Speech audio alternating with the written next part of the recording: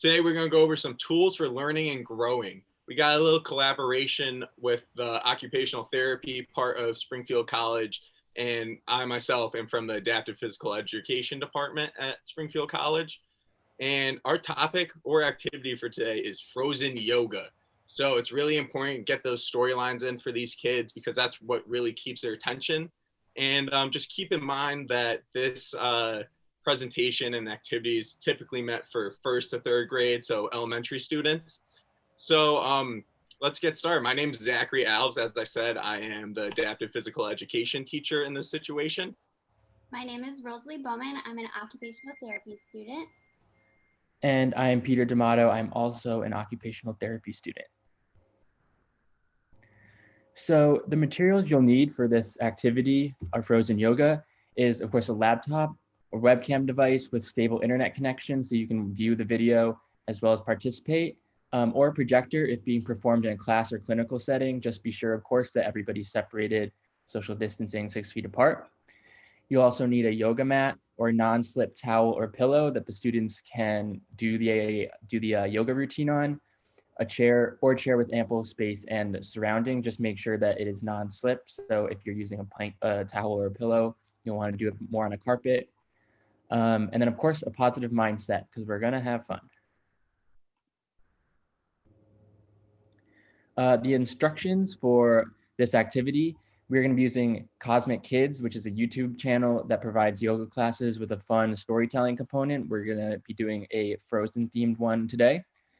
Look at the instructions for the modified poses if you feel that you're getting tired or that the activity is too hard. We'll be doing two different versions with modifications today, a sitting and then a less interactive one that is standing. Third, students should be in a space by themselves with a clear environment free of distraction or hazards. So Rosa's going to play the Cosmic Kids video. We're only going to show the first minute of it. She kind of gives a nice little intro that grabs the kids' attention. And then we're going to break out and Peter and Rosa are going to show the said modifications for sitting and standing. Okay, get ready to enter Frozen Land. Oh, now Elsa was... Welcome to Cosmic Kids. I'm Jamie, and this is your place for yoga, stories, and fun. It's easy. Just copy the moves I do and enjoy the adventure. Now, we always start in the same way, and that's by sitting on our bottoms and crossing our legs and bringing our hands together at our hearts and saying our secret yoga code word, which is Namaste. Ready? After 3. 1, 2, 3. Namaste. There. Now we're ready to begin. And today we've got a special episode. We're doing Disney's movie Frozen. So we're off to Arendelle to meet a pair of princesses called Elsa and Anna. Let's get ready for the snow with...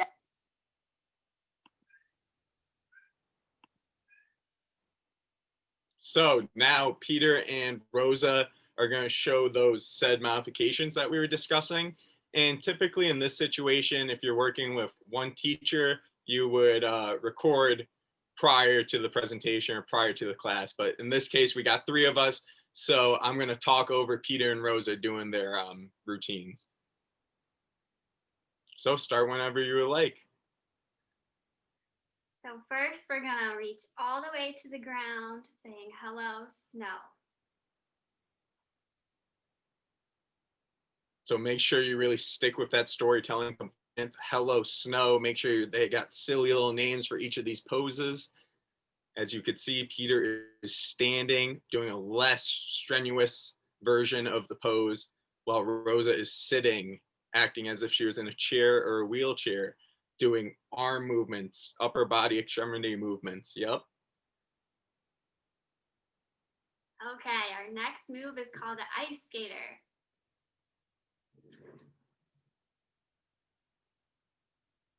So again, this one, the real pose could be very difficult for any students with a disability or limited range of motion. So as you can see, Peter's doing another modified standing one that is much less strenuous. And as you can see, Rosa is really just focusing on the arm movements. Okay, next we're gonna do the snow snake.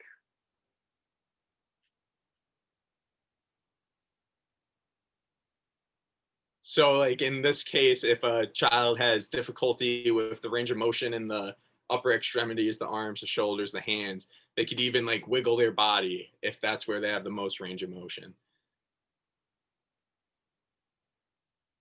Okay, the next one is the downward dog.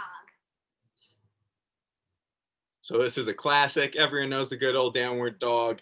As you could see, Rose is doing it in a chair, kind of just reaching for the lower extremities of the body, while Peter is doing a modified version. Rather than being on the balls of his feet, he's on his knees. It's a lot easier. And typically remember that you'd be doing this for a prolonged amount of time, whether it's a minute, 3 minutes, whatever the children or students feel comfortable holding for each pose. Okay, our next one is a forward lunge.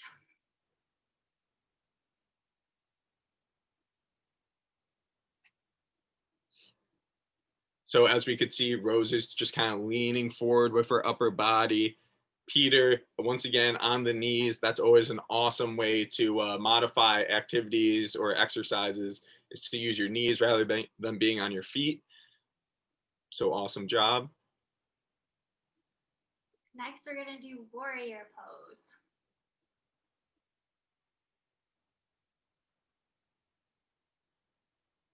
So there you go. Again, nice, easy, less generous ways to go about this activity. And in the actual video, if you go by the video, be prepared to pause at each pose, because for elementary students, the video can go a little fast, even though it's directed towards them. So if you see evident like difficulties in the movement or keeping the pace of the routine, be ready to pause, be ready at the computer, be ready to help your students. Okay, and our last one is a big hug.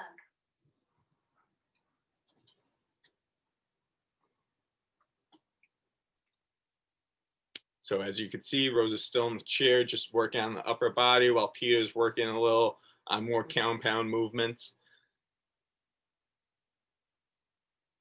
And again, you're gonna get whatever energy you give into these activities is the energy you're gonna receive back. So make sure you're having fun with the kids. Make sure you're coming up with silly names for your poses. Just have fun with it. Okay, then our last thing, we're gonna shake it all out. So this is always an awesome way. Almost everyone could do this movement. Whatever part of your body you want to shake, just shake it out. This is usually one of their favorite parts of the routine. Again, be a little crazy, a little creative. Okay. That was awesome. Awesome job. Thank you, Peter and Rosa, for the demonstration.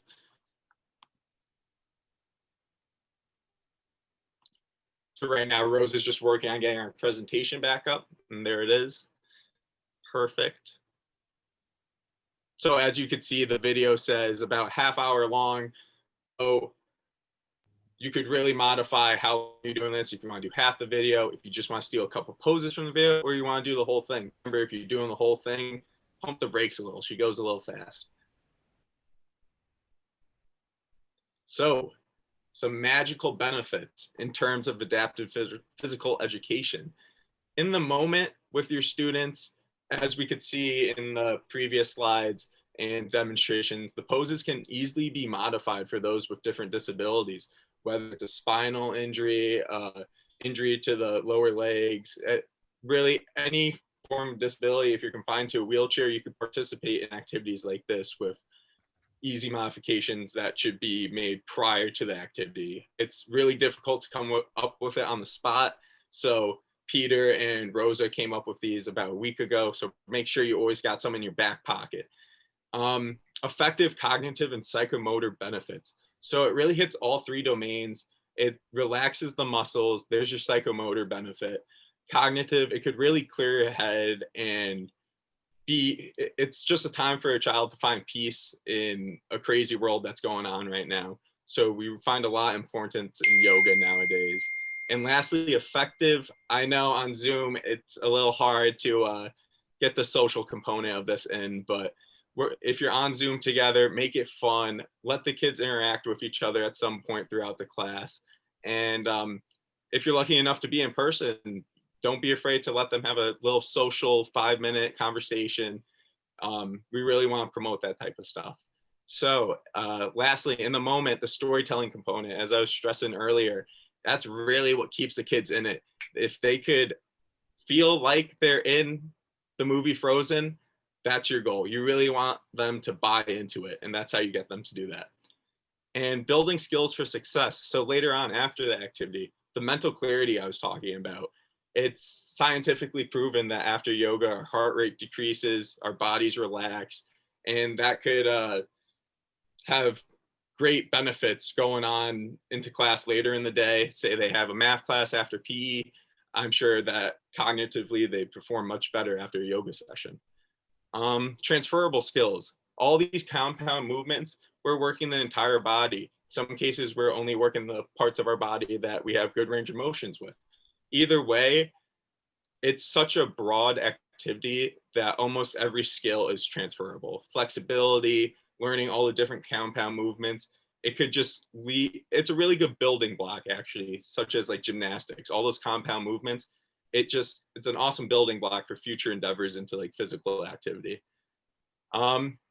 Again, social benefits. So I know it's difficult with COVID, but we really want to promote that social aspect of it. If you ever go to a real life yoga class, they're a closely knit group. They're like a family. And I think that's where a lot of the benefits come from yoga, is because you could start to identify with a group, and that's what we want our students to do. We want them to feel comfortable around each other.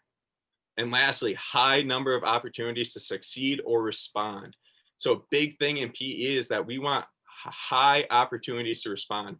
So that means giving the child or the student an opportunity to be successful, to take stimuli and react to it. And just the more opportunities they get to respond to a stimuli or a task, then the more chances they have to be successful. Thank you, Rosa. That's all I have for that slide. Thank you. Good.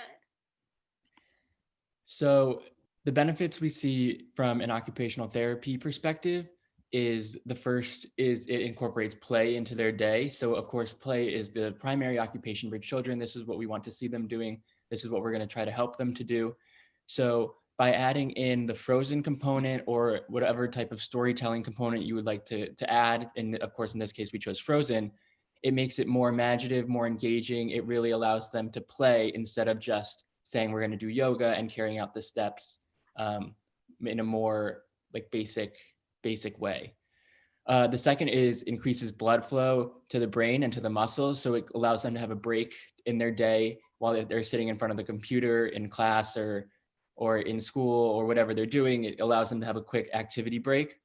And then, like I said, it gives them an activity break and a movement break in their day.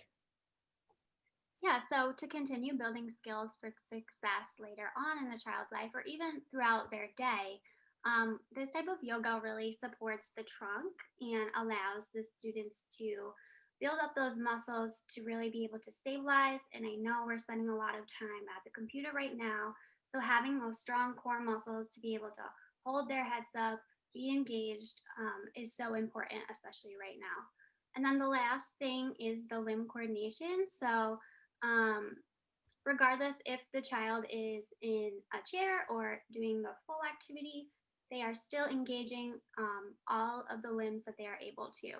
So being able to coordinate movements between hands, shoulders, elbows, knees, legs, whatever they're able to do will only benefit them in the future. So last, Olaf says, have fun. All right, awesome, parents. So that's our presentation. This is all shared with you via email or however we reach out to you. Feel free to use this with your own kid, and thank you everyone for coming today. Thank you. Thanks.